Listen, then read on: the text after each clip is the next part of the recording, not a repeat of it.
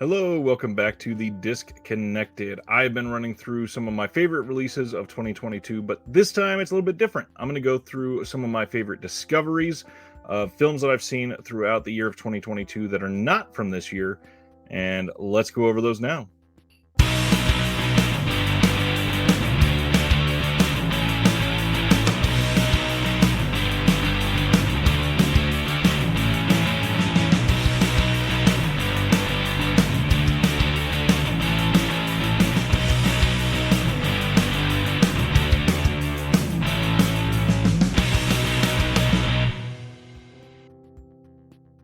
All right, so for no rhyme or reason, I made two different lists. I made one list that was prior to the year 2000 and one list that was post the year 2000. I tried to limit myself to my six favorite. I don't know why, I just couldn't really cull it down to five. So I've got my six favorite pre 2000 films and six favorite post 2000 films that I saw for the first time this year that really impacted me that I wanted to share with you all. So the first one, I adored watching the Blue Underground 4K release of Daughters of Darkness. I absolutely loved every single moment of this film. It is beautiful and minimalist, yet over the top at certain things, and just not at all what I expected. And with the imagery that it's always been used with this film, I can see why they went with that. But overall, it was honestly much better than I really thought it was going to be. Loved every moment, and I'm really glad that we have a gorgeous looking 4K of it, because that release looks incredible. The next one is another one that got a wonderful release this year from Indicator, and Indicator put out 1977's The Brute. Now, I've been talking about this film for most of the year because this film is harrowing. It starts off with this home invasion feeling, and it leads into the fact that you discover it is a woman being battered by her husband. And this is like a domestic violence thriller, which sounds really sleazy in itself, but it's not quite that. It is a deep exploration of classism and white privilege and the ability to really protect yourself depending on your circumstances in life. And it was just overall this very depressing film, but one that I saw as extremely relevant and something that still should be talked about. The release from Indicator is incredible. They have an entire bonus film from the director. They've got lots of contextual extras from the time. They've got some interviews and stuff like that. I just absolutely love this film in that release. So the third one that I'm going to discuss is 1979's Time After Time. So this one, I don't know exactly how to explain this, but over time, since seeing it this year, I think I've kind of been more and more taken with it. It is this wonderful crime romance story that goes, of course, with a title like Time After Time, over throughout multiple decades, because there's time travel involved. The way that they portray this film is just super interesting, involving H.G. Wells, involving Jack the Ripper, and making Mary Steenburgen the subject of another time travel romance. I was just absolutely charmed by this film overall, and I think it's one of the better releases. That does have a glorious Blu-ray release from Warner Archive that looks great from a few years ago. I hope more people check that one out because it is superb. Next one. This is another one that got a release from one of these boutiques a few years ago, and that is 1981's The Killing of America. This got a release from Severin Films, and it is a documentary that is kind of tough to watch. It is very much focused on violence surrounding the time and the previous 15 years or so of when it was made. So it really has a strong leaning towards the JFK shooting. That's where they put a lot of their attention. How that affected America, how that played a part in the following decade and a half or so up until this documentary was made. And it was just a very interesting watch to see how, sadly, how little has changed in the last 40 years. And I almost feel like now that it's 40 years separated and we've had a lot of incredibly difficult things happen since then, I feel like they could frame another one of these surrounding something like 9/11. And I don't know that we necessarily need that because we get really hammered with the violence, but it's something that I think is important and still deserves attention. Yeah, very strong release from Severin. I highly recommend that film. And speaking of that era of history, the next one that I saw for the first time was 1989's For All Mankind. Now, I don't know that I have never seen any of this before. I think I've seen some of this film before, but I watched this in full on 4K from Criterion this year for the very first time, and it was, I don't know, it is something that if you are not immediately swept up in the wonder of space and viewing the Earth from that window, it is just a ridiculous portrait of human accomplishment and wonder in a way that you can't comprehend until you've seen these images. And it's so wonderful to see this get reassessed in 2022 because of this glorious 4K release from Criterion.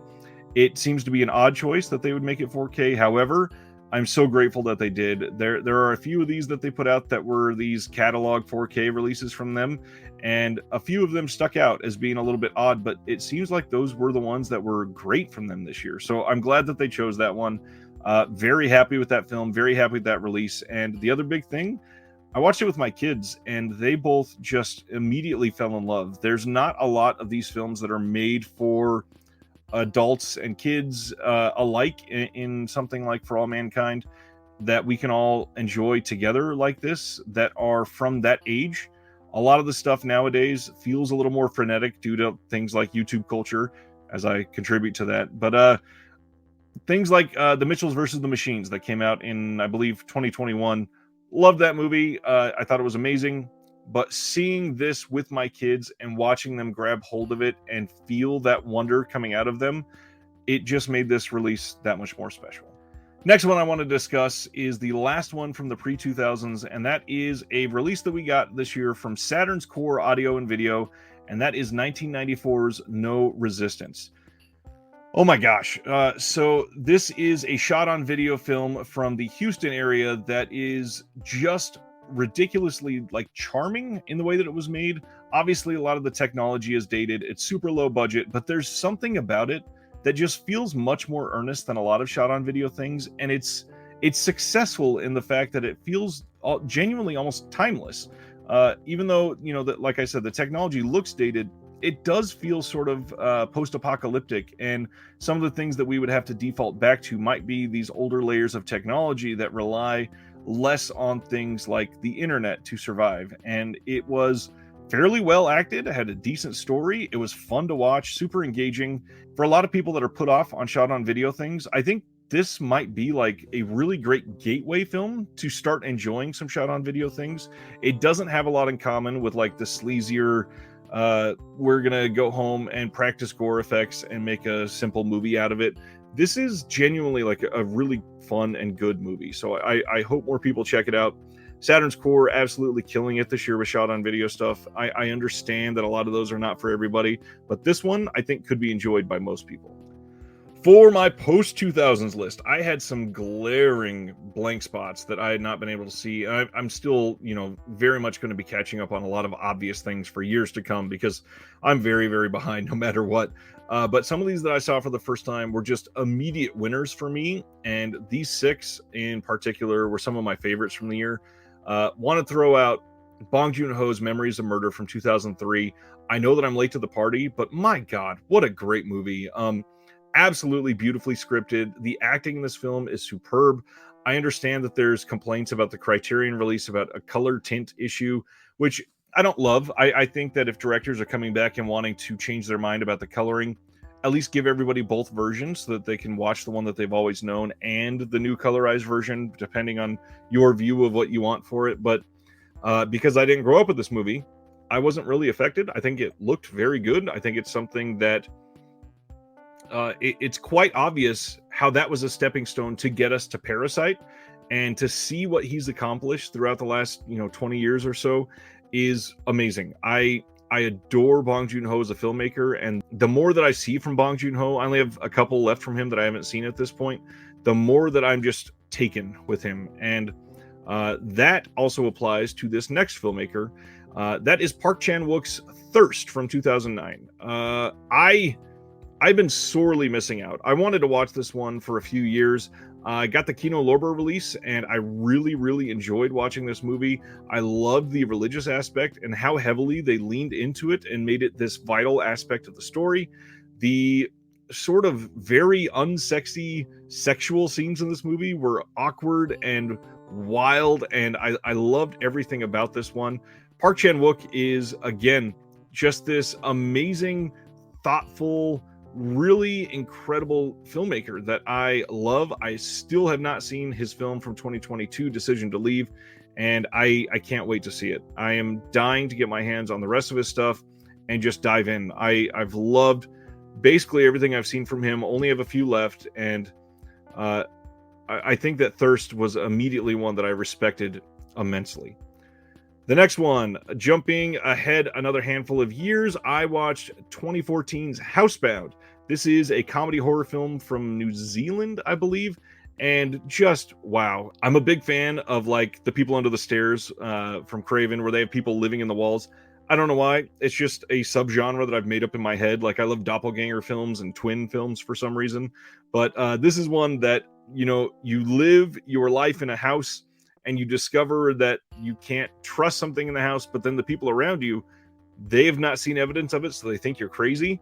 This movie was a blast. Really well acted, very like black humor. If you've seen a lot of New Zealand cinema, you completely understand it, I'm sure. There's a lot that goes into keeping the tone right on the comedy and the horror aspect of this movie, and I think it nailed both, which is really difficult to do, and it's just underseen. I don't understand how more people are not watching it. It is great. It absolutely should be talked about more as really great modern horror comedies. The next one, obviously, the filmmaker here is everywhere. He is on Netflix, he's on AMC, he's all over. Screenwriting, he's had some of the best films over the last 10 years, and somehow I've never been like, hell yeah, Taylor Sheridan. For some reason, I did not get to see 2017's Wind River until this year, and oh my god, hell yeah, Taylor Sheridan. This movie was incredible. Seeing Elizabeth Olsen and Jeremy Renner have this remarkable chemistry, and then seeing John Bernthal play this really interesting, deep character. I love when John Bernthal shows up in something like this. He did it as the same in Sicario, where he plays kind of a major part, but he's not in it all that much. But when he's on screen, he just commands your attention, and I adore him for that.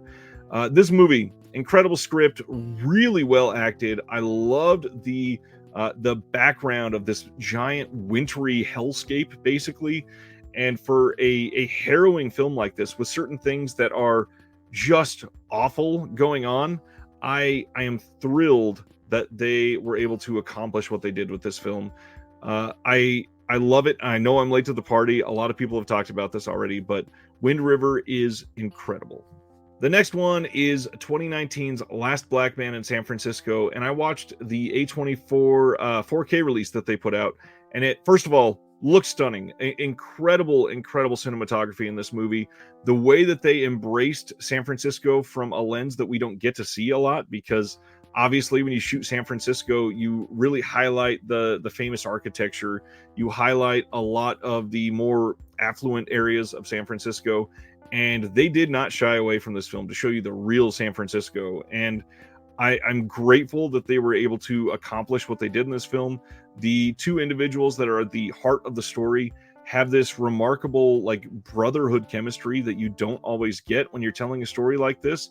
But because they were able to pull it off, the whole thing felt so earnest and so just something important to the characters. And when you don't have that aspect telling a story like this, it all falls flat. But thankfully, this was fully successful the entire time. Loved everything that came out of this movie. While watching this, I discovered just how invested I was with the storyline, and it was nice to see the ending wasn't necessarily what I expected, but because of how invested I was, I wanted to be a part of it, and was just grateful for being able to witness what was happening.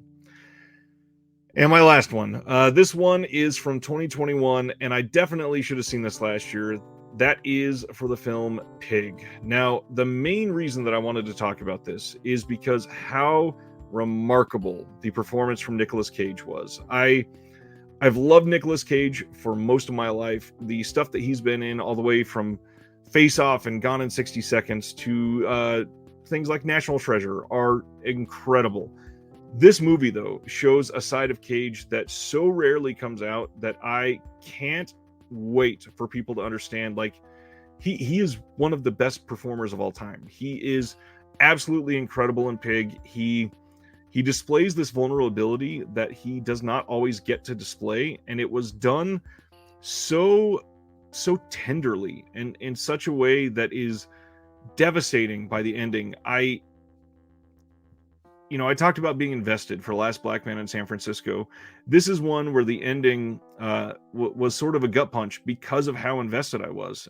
To see how immensely affected he was by having his life taken away from him at the beginning of the film, it was just a gut punch for me. And I'm grateful to have seen this. I really do wish I had seen this in the theater. Unfortunately, I was not able to get to many films in the theater last year, but now's the time. Hoping for 2023, I'm able to up those numbers quite a bit. But that is my last discovery for the year that I wanted to bring up. A lot of these, obviously, bigger names, a lot of ones that people have been talking about because most of them have been in physical media releases over the last year or two. And in my opinion, I think that's a good thing. Accessibility to some of these great films is something that we desperately need. And film discovery is something that can happen in a myriad of ways. And finding something like a No Resistance from Saturn's Core or Thirst from Kino Lorber can go from seeing a film that you have heard of to seeing a film that you now adore as one of your favorite films. And it seems like every single year there's one or two that I watch and it just immediately captivates me in a way that I cannot let go of. So I'm grateful for film discoveries every single year, and I can't wait to see what I discover in 2023. As always, I want to say, if you like this, please give it a like and share around with some of your friends. What are some of your discoveries from this year? Things you loved, primarily things from before the year 2000. I know that there's a lot of stuff on my list from post 2000, but I'm really curious to see what people have fallen in love with from previous decades. That's always super interesting to me. Until then, thank you for watching, and I hope that we can see you in the next one. From one collector to all of you, have a good night.